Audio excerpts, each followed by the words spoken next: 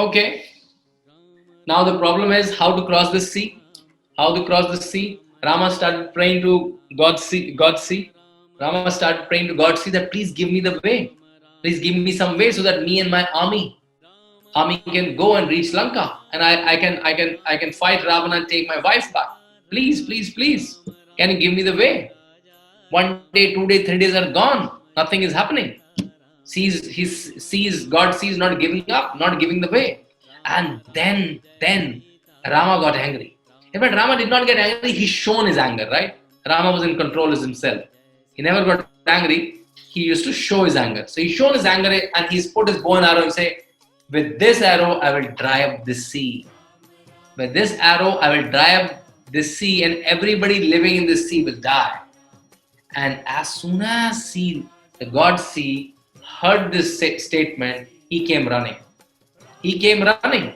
He said, apologies, apologies, Bhagwan. Apologies, Bhagwan. And he gave a very logical reason.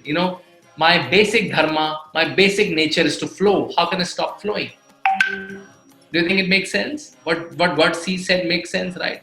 He said, Shreyas, he said, my basic dharma, my basic nature, my basic tendency is to flow. How can I stop flowing?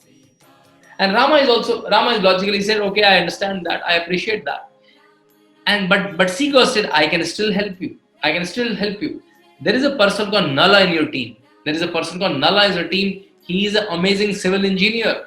He's an amazing hydraulic engineer. He's an amazing architect. He can easily make a bridge for you. And I will bear the weight of the bridge. Me, the sea, will bear the weight of the bridge. But Nala, with support of Neel, can make the bridge. And he gave this important suggestion, right? He gave this very important suggestion, right? Okay. But why do you think God see listened to Rama and came out and gave him a suggestion? Right? If you and me, of an ordinary person, might have prayed, do you think God see might have come out? And why God see got scared? Maybe Sri Savan, he might not be knowing he's a god or not, right? First of all, he knew he's powerful, he's meritorious, right? He's powerful and he's meritorious. And so whenever you're negotiating, what was Rama doing? Rama was negotiating, right? Rama was negotiating. We all negotiate. You all negotiate with your parents, right? That give me more mobile time, give me more screen time, right?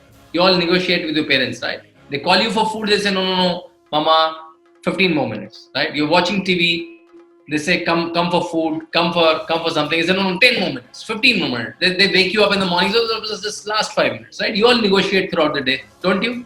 You all negotiate? You all kids, you negotiate with your parents. I'm sure you negotiate, right? But while negotiating, you have to negotiate, and I'm telling this trick in front of your parents. In front of parents, I'm telling this trick. You have to come from the position of power.